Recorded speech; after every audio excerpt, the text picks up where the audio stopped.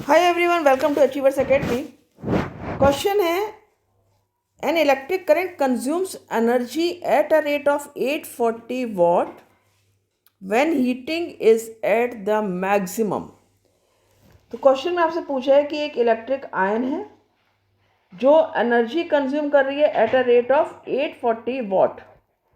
ठीक है, 840 what means उसकी पावर है उस समय। कब? When heating is at maximum, जब उसको पूरी तरह से हीट किया जा रहा है, काफ़ी हीट किया जा रहा है मैक्सिमम पर। ठीक है, और 360 वॉट के रेट से मीन्स इतनी पावर के हिसाब से वो एनर्जी कंज्यूम कर रही है जब उसको मिनिमम रेट पर हीट किया जा रहा है। मिनिमम हीट किया जा रहा है, कम हीट किया जा रहा है तो 360 वॉट हो जा रही है उसकी पावर, एक तरह से जो एनर्जी कंज्यूम करने का रेट है उसका।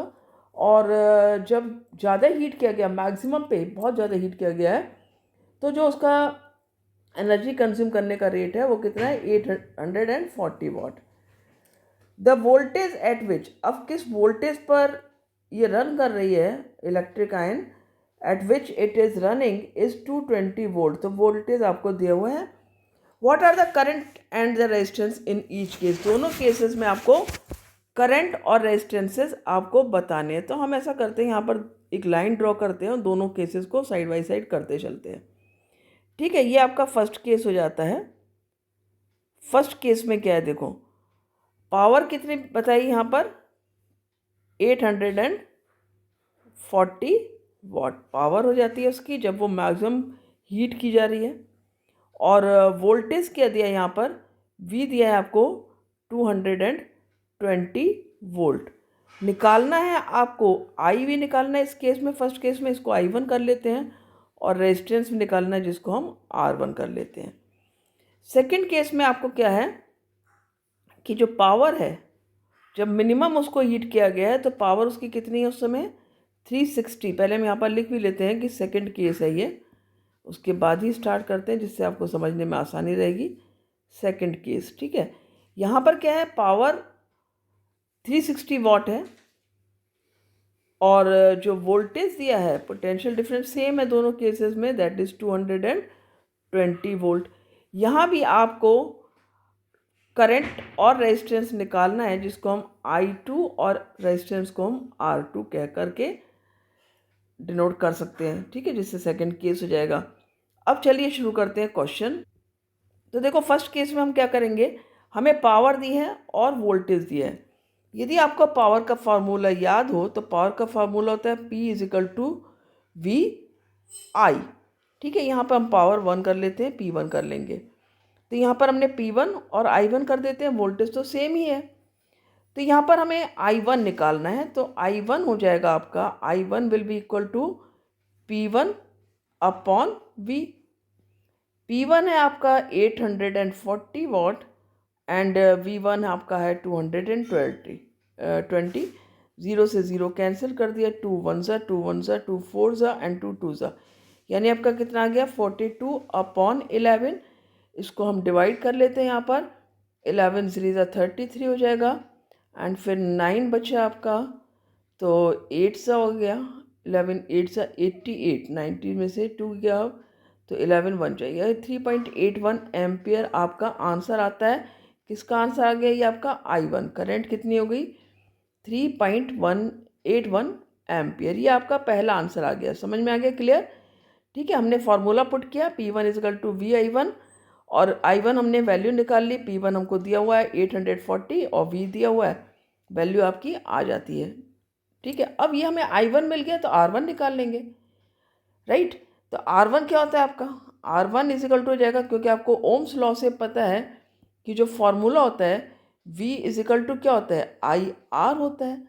तो हमें R1 यदि निकालना है तो क्या लिखेंगे हम? V/I1। तो V हमारा कितना है? 220। I1 रादर देन आप डेसिमल का लिखो, सिंपली आप लिख लो यहाँ पर 42/11। ये हो जाएगा आपका 220 × 11/42।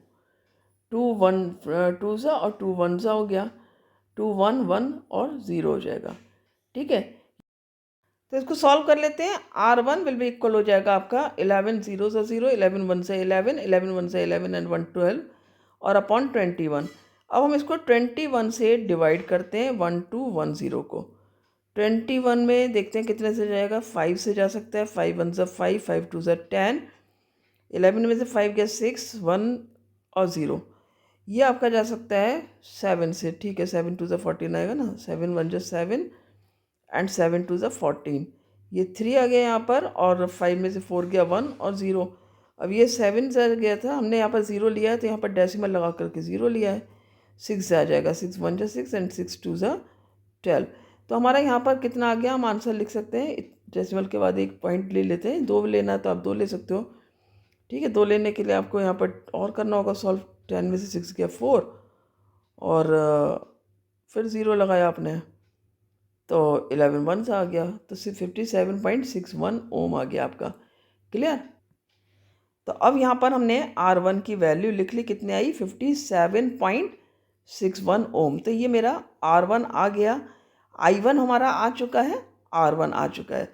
अब हम कर लेते हैं सेकंड केस सॉल्व। ठीक है, बिल्कुल सेम मेथड है सेकंड केस के लिए भी। मेरे साथ आप भी अपने कॉपी पेन पर करते चलो, बहुत आसानी से हो जाएगा, बजाय केवल देखते रहने के आप करते भी जाओ साथ में तो और अच्छा रहेगा, या पॉज करके कर लेना। ठीक है, एज पर योर विश। तो P2 विल भी इक्वल हो जाएगा आपका I2 सॉरी।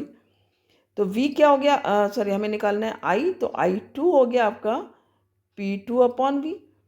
P2 कितना है आपका यहाँ पर 360 मिनिमम पे है ना, जब उसको कम हीट किया था तो 360 के रेट से एनर्जी कंज्यूम की थी उसने, आयन ने, और ये आ गया आपका 220।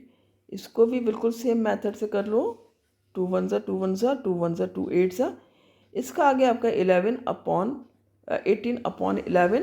डेसिमल में आ जाएगी करंट आपकी 11 1 जा 7 बचा 0 6 जा देन 4 बचा 3 जा, तो 16.63 एम्पियर।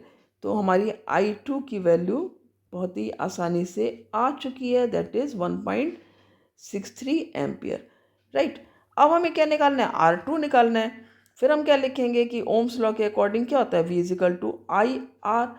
तो हमने R निकालना है, तो यहाँ पर हम R2 निकालने वाले हैं, तो V अपॉन I2 आ जाएगा।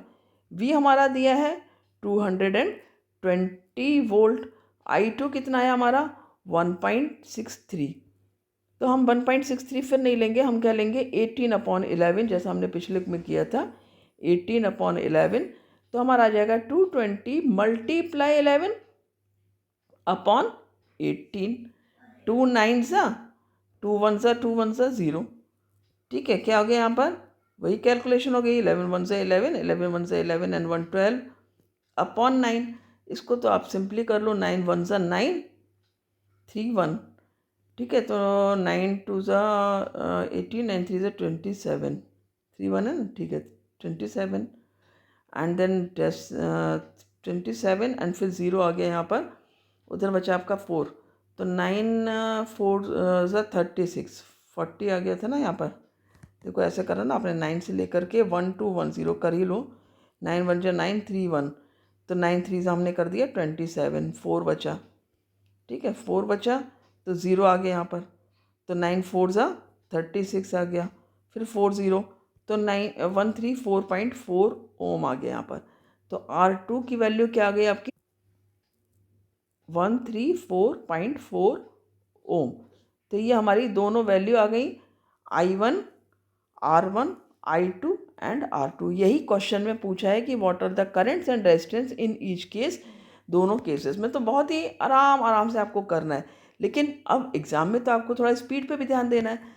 तो ऐसा नहीं है कि आप अचानक से एग्ज़ाम में कर रहे हो, आपको इसकी खूब प्रैक्टिस करनी है। जितने न्यूमेरिकल्स आपको मिलते हैं ना, उतने न्यूमेरिकल्स आप सॉल्व करो, तो जो कॉन्सेप्ट है वो आपके ब्रेन में फिट हो जाने वाला है, कभी भूलोगे नहीं आप। सो आई होप पसंद आया होगा वीडियो। पसंद आया हो तो लाइक कमेंट करना, शेयर करना अपने फ्रेंड्स के बीच में। चैनल पर नया हो तो सब्सक्राइब भी करना, नोटिफिकेशन बेल को दबा देना। Thank you.